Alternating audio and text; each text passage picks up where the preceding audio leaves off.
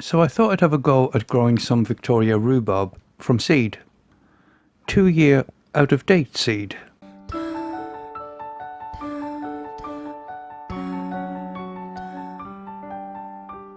So I didn't want to plant them straight into pots because I wasn't sure what the germination rate would be given they're 2 years out of date. So I soaked them in a paper towel for a few days.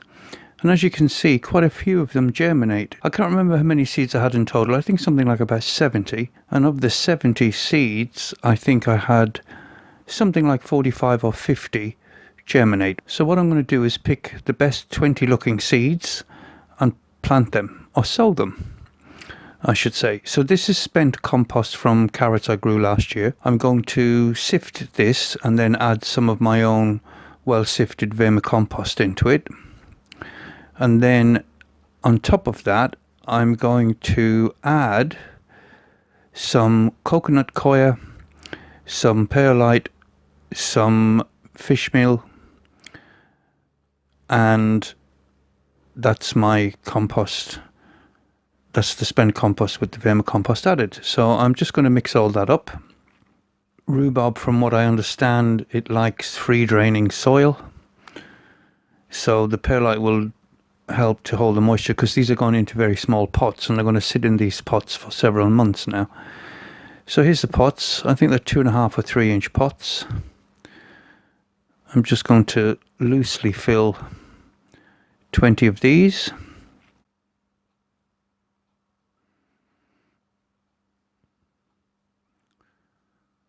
And then I've just dibbed a roughly a half inch hole in the center with my finger. And now it's just a case of selecting the seeds. I'm going to go for the seeds that have pretty short roots, because that way I've got less chance of damaging the root. So that's the root. I'm just going to gently pop it into the middle and then loosely cover with soil. That root was a little bit on the long side, but the shorter the root I can find, the better.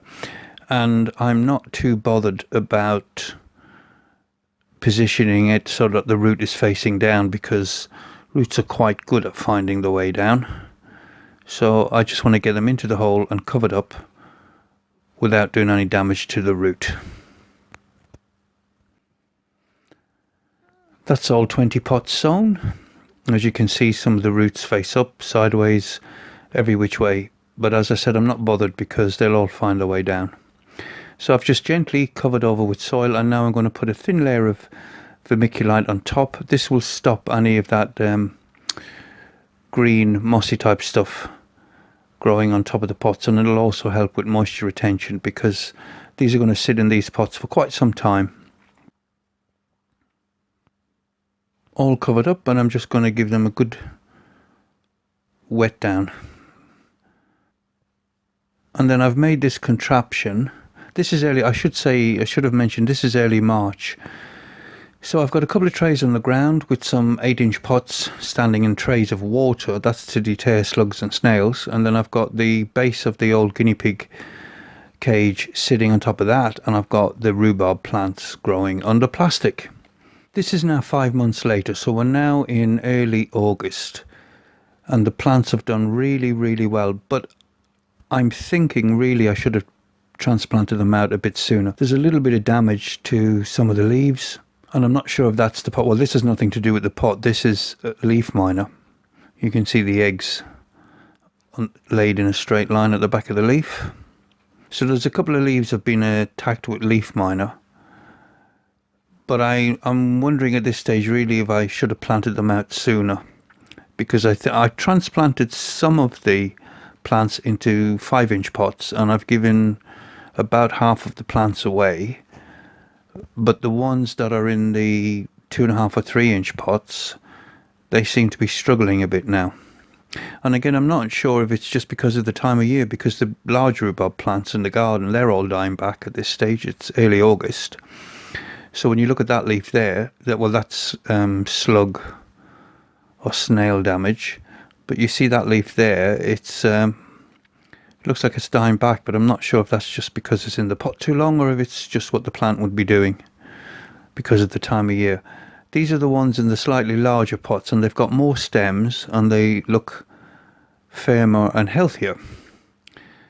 So I am pretty convinced I should have transplanted them all out by this stage, but they've done well, so I'm quite pleased with the result. And now it really is time to get them planted out into their final position in the allotment. So that's the next job. Get these down to the allotment and get them planted in. Now I've got a total of 12 of the 20 plants remaining. And to be honest, I think there's 5 rhubarb plants on the allotment already. Nobody needs 17 rhubarb plants, no matter how much you like rhubarb. But I'm pretty certain as soon as I go down there, that there being the allotment, I'm going to be able to give some more plants away. So it's time to get moving and get these down onto the site. So here we are down on the allotment, and there's been a slight change of plan. This is the final growing position they're going to be in, with joining their friends, the other rhubarb there. You can see I've already got rid of some of the rhubarb.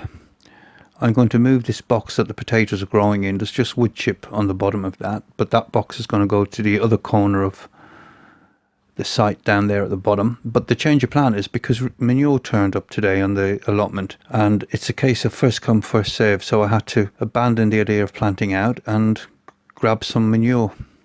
Now I'm left with 5 out of 12 plants, so people have seen the plants and come over and said, oh, can I have a rhubarb? So I ended up getting rid of 7 more plants. They'll get planted tomorrow. A lovely dramatic sky to start the next day, and then it's down onto the allotment. So I need to move that container or box, whatever you'd call it, down to this corner here. And of course, now that I've done it, one of the rhubarb, of course, is in the wrong place. So I'm going to have to dig this guy up and transplant him. I'm going to use some of that wood chip as mulch.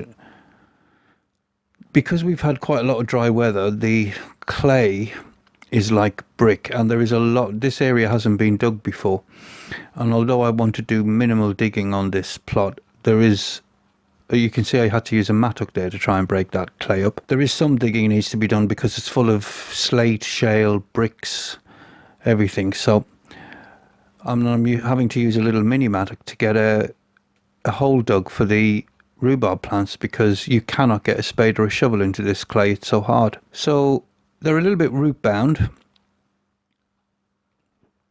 So I'm just going to loosen up the roots.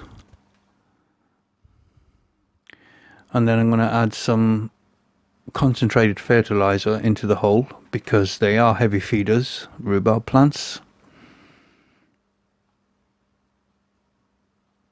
And then all I'm going to do with this plant, and similar with the other plants, is I'm just going to bury them up to the level of the soil. So the top of the plant is very, very slightly above the soil level. They're all in position now, and I used some of the straw that was in the manure as a layer of mulch, and I've got some wood chip there as well. That'll hopefully start building up the soil for these rhubarb plants.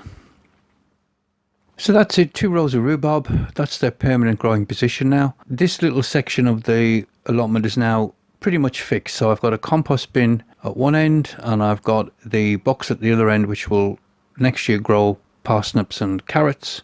And in between is a permanent bed of rhubarb. So finally, one little section of the allotment done. As always, thanks for watching. Bye for now.